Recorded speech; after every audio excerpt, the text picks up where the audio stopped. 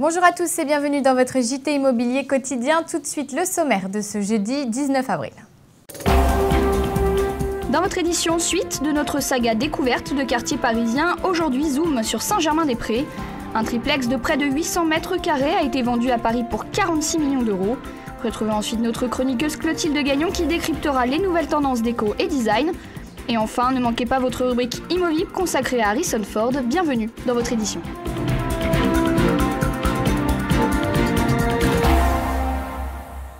Après l'île Saint-Louis, Mouffetard ou encore Oberkampf, nous poursuivons dans ce journal notre saga découverte des quartiers de Paris. Aujourd'hui, nous retrouvons comme d'habitude notre journaliste Mickaël Martin, mais je ne vous dis pas où il est, car ça vaut le détour. Direction Saint-Germain-des-Prés cette semaine. Quartier riche de la capitale où l'histoire et la création se sont donné rendez-vous. Mélange appartenant au génie de la France, Saint-Germain-des-Prés est depuis toujours un endroit au charme particulier et dont le mystère ne cesse d'étonner et d'inspirer de nombreux auteurs. Petite agglomération formée autour de l'abbaye, son domaine s'étend en rive gauche sur le territoire des actuels 6e et 7e arrondissements.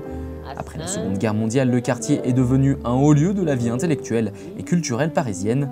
Philosophes, auteurs, acteurs et musiciens se sont mélangés dans les boîtes de nuit et autres brasseries où la philosophie existentialiste a coexisté avec le jazz américain dans la rue de Rennes.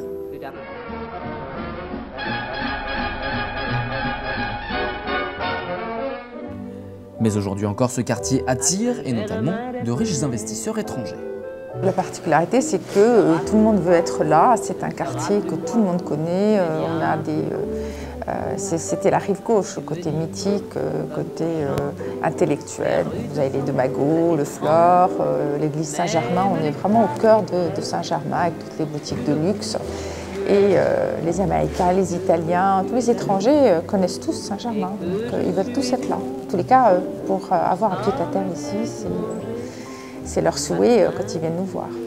Au lieu parisien à la mode, le quartier de Saint-Germain abrite également de nombreux monuments ou musées historiques. Fondé par Richelieu au XVIIe siècle, les institutions françaises font partie du domaine culturel du 6e arrondissement, grâce notamment à l'Académie française. Quartier d'intellectuels et d'artistes engagés, Saint-Germain-des-Prés a vu grandir l'illustre romancière et femme de lettres George Sand, mais également les peintres Manet, Ingres ou encore Eugène Delacroix, dont on peut visiter l'atelier à travers le musée Place de Fürstenberg. Mais Saint-Ger, c'est également la rue de Rennes, menant directement à la gare Montparnasse, et où les magasins de luxe font pair avec la façade et la toiture du bâtiment numéro 140, tous deux classés monuments historiques. Mélange de deux genres donc dans l'architecture et dans les prix du quartier. L'arrondissement le plus cher de Paris est dans le 6e arrondissement. Donc là, on est dans la fourchette très haute des prix et ça peut varier 12 000 € du mètre carré à 30 000 sur les quais avec une vue Seine, etc. Donc les prix sont très variables. C'est le quartier à la mode. Le quartier à la mode, ça a toujours été à la mode et ça sera toujours à la mode. Saint-Germain, c'est donc le calme des petites rues, allié à la folie des bars de la soif. En somme, un quartier où l'on peut s'amuser.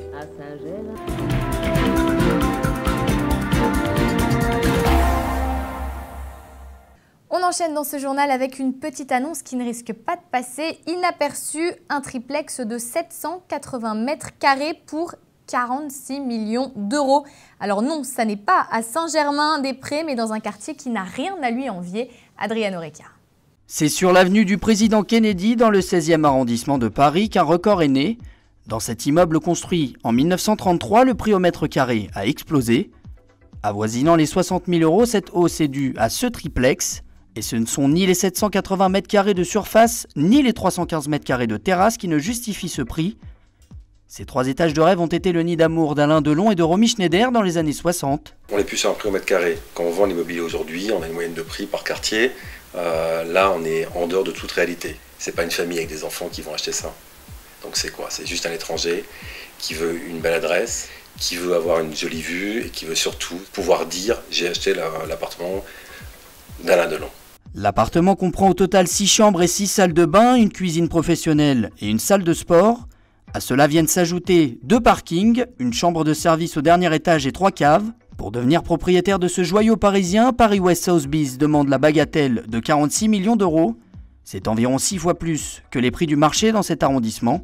Chargée de sa commercialisation, l'agence ne communique qu'à l'étranger. Ce n'est donc pas un hasard de voir des clients du Golfe, de Hong Kong ou de Russie se manifester. Le délai nécessaire à l'accomplissement d'une telle transaction est de minimum 1 année.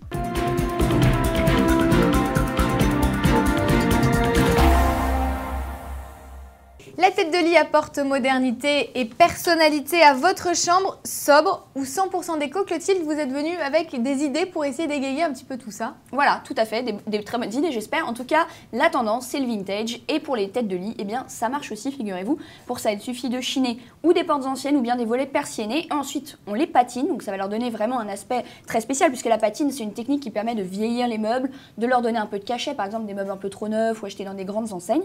On les appose derrière le lit et tout de suite, voilà, ça donne un effet, vous voyez sur les photographies, ça donne un effet très intense à votre lit. Puis ça change des tissus un peu délicats qu'on trouve d'habitude. Mais c'est vrai, c'est sympa, j'aime bien moi ce côté bois, ça donne un petit peu un côté champêtre et plutôt sympathique quoi. À la chambre. Alors si vous aimez bien le bois, ça tombe bien. Toujours en bois, cette tête de lit, mais alors avec un côté pratique, hein, toujours. Elle sert aussi de case-rangement, vous voyez, derrière le lit, c'est pas mal. En fait, c'est un mur détourné, donc ça donne un côté assez massif, mais ça permet de ranger tout plein de choses. Vous pouvez même aussi l'utiliser comme une bibliothèque. Et alors si vous êtes adepte du j'attrape un bouquin pour bouquiner tranquille dans mon lit, sans me bouger, sans me déplacer, eh bien il y a aussi cette planche, vous voyez, pas besoin d'un énorme mur, juste une simple planche de bois, vous apposez vos bouquins et c'est assez sympa. Et au niveau de l'espace de la chambre, est-ce que la tête de lit, elle peut avoir un rôle à jouer? Alors évidemment, la tête de lit, plus elle est imposante et plus elle bouleverse, entre guillemets, l'espace de la pièce. Alors l'utilité d'un mur flottant, on ne la présente plus, c'est très utilisé, mais comme tête de lit, il fallait y penser. Regardez, c'est Sarah Lavoine, la femme du chanteur que vous aimez tant, Alexandra, qui y a pensé. Voilà. Comment vous le savez? J'adore les yeux. Un peu quand même. Vous voyez ce mur, donc c'est assez sympa. On obtient comme ça une chambre à coucher, donc tout en volume, c'est assez joli. Et puis en plus, ça vous permet quand même de séparer la pièce en deux, donc ça crée un deuxième espace assez utile. Eh ben, je trouve ça bien sympathique, mais au fait, est-ce que vous l'avez ça chez vous? Le mur en béton? Oui. Non, pas encore. Pourquoi? C'est pas un conjoint de chaque côté? C'est pas comme ça chez vous? Ça peut aider à la paix des ménages, effectivement, mais le mur qui permet de ranger également, hein, étant quelqu'un de pas très organisé, ça permet de garder de l'espace, chacun a sa petite case pour ranger ses livres. Sinon, c'est le conjoint qui range aussi, non? Qu'est-ce qu'on en pense? Pourquoi pas, Alexandra? On va leur en parler. Hein, ça peut être une bonne idée. Voilà une bonne idée. On va faire passer ce message-là. Merci beaucoup, en tout cas, Clotilde. À la semaine prochaine. Donc, on se retrouve la semaine prochaine.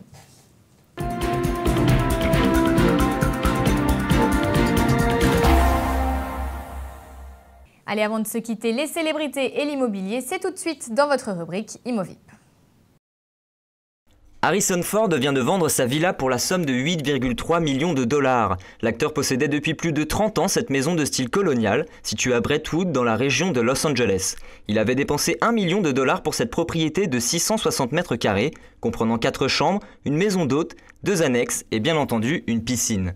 L'interprète d'Indiana Jones réalise cette marche grâce à la flambée des prix, mais aussi grâce aux nombreux travaux d'intérieur qu'il avait entrepris. Une vente qui lui permettra peut-être d'amortir son nouvel achat, une villa de plus de 12 millions de dollars achetée avec sa femme Calista Flockhart. Harrison Ford semble à l'aise avec les transactions immobilières. Il avait en 2010 mis son appartement new-yorkais en vente pour la somme de 16,6 millions de dollars. Voilà, c'est la fin de votre journal. Merci de nous avoir suivis. N'oubliez pas que sur TV Imo, en cliquant sur l'onglet Annonces, vous aurez accès à toutes les offres de vente et de location du réseau Sim Immobilier, ainsi que toutes les informations, les conseils de l'AFNAIM, les conseils également, mais cette fois-ci juridiques, des notaires de France. Quant à moi, j'ai le plaisir de vous retrouver ici même sur ce plateau vendredi pour un nouveau journal. Alors d'ici là, restez connectés, portez-vous bien et à demain.